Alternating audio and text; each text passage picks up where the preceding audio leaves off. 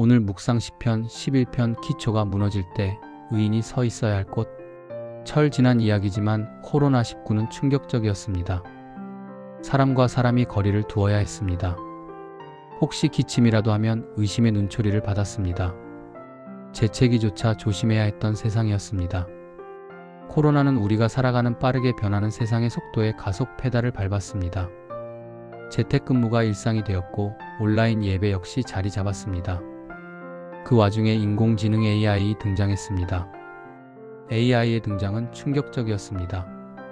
2024년 상용화된 AI는 무서운 속도로 퍼져가고 있습니다.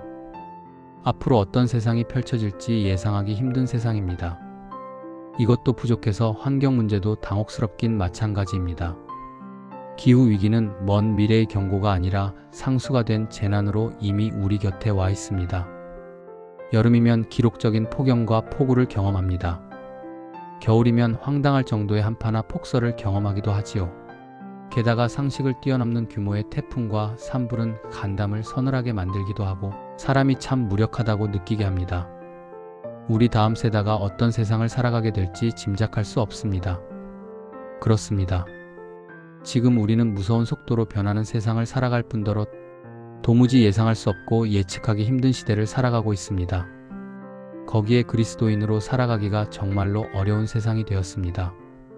다윗은 우리와는 사뭇 다른 세상을 살았고 우리 역시 다윗과는 완전히 다른 세상을 살아가고 있습니다.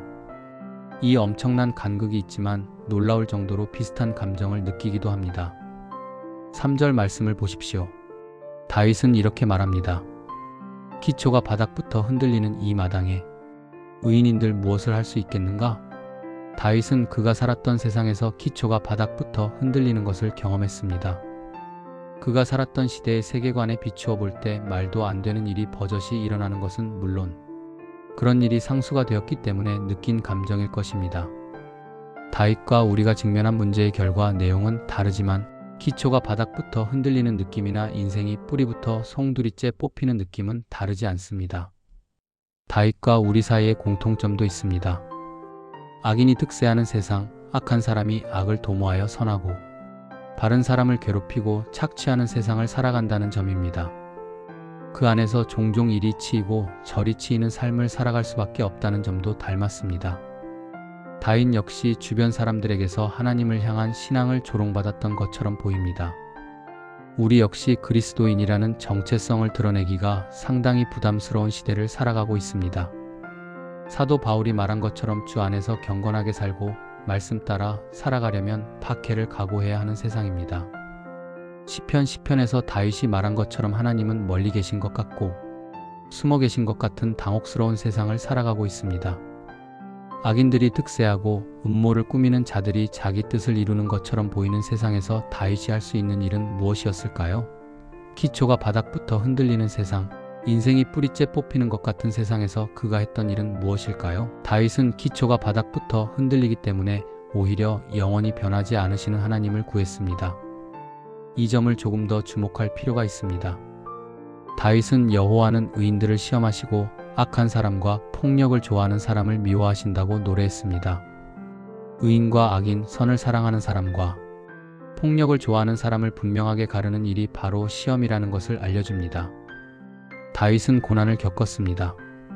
하나님을 의지하고 하나님께로 피했지만 악한 사람들은 오히려 그것을 조롱하고 음모를 꾸몄습니다. 하나님의 시험이 다윗 속에 있는 불순물을 걸러냈다면 하나님의 시험은 악한 자들의 본성을 드러냈습니다. 하나님께서 시험하실 수밖에 없는 이유가 아닐까 싶습니다. 우리도 다르지 않을 것입니다. 하나님은 우리를 시험하십니다. 하나님의 시험의 농도와 정도와 강도가 우리가 감당할 수 있는 수준이길 기도하며 그때에도 하나님의 도우심을 구하는 것이 우리가 가져야 할 올바른 태도입니다. 시험은 불편하고 어렵고 힘들 것입니다. 불구덩이를 지나는 듯한 느낌을 받을 때도 있겠지요. 풀무로 은을 용광로로 금을 재련하듯이 시험은 우리 믿음을 연단하고 다듬습니다. 이런 시간을 지나며 다윗은 다윗이 되었고 악한 자들은 하나님의 심판을 받았습니다. 다윗이 노래한 것처럼 고난과 시련 속에서도 정직하게 하나님의 구하고 선한 일에 힘쓸 때 우리도 언젠가 하나님의 얼굴을 뵙게 될 것입니다. 하나님께서 당신의 얼굴빛을 자기 백성에게 비추어 주시는 분이기 때문입니다. 이 소망을 붙들고 믿음으로 하나님께로 피하고 하나님이 기뻐하시는 선하고 정의로운 삶을 살아가야겠습니다. 오늘 기도 1.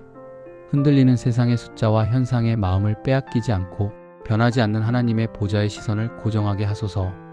2. 고난과 시험의 풀무질 속에서 불순물은 태워지고 오직 정금 같은 믿음과 정직함만 남게 하소서. 3. 그리스도인임을 드러내기 힘든 시대 속에서도 숨어 계신 듯하나 일하시는 하나님을 신뢰하며 오늘 나에게 맡겨진 선한 일을 끝까지 감당하게 하소서. 복 있는 하루 보내세요.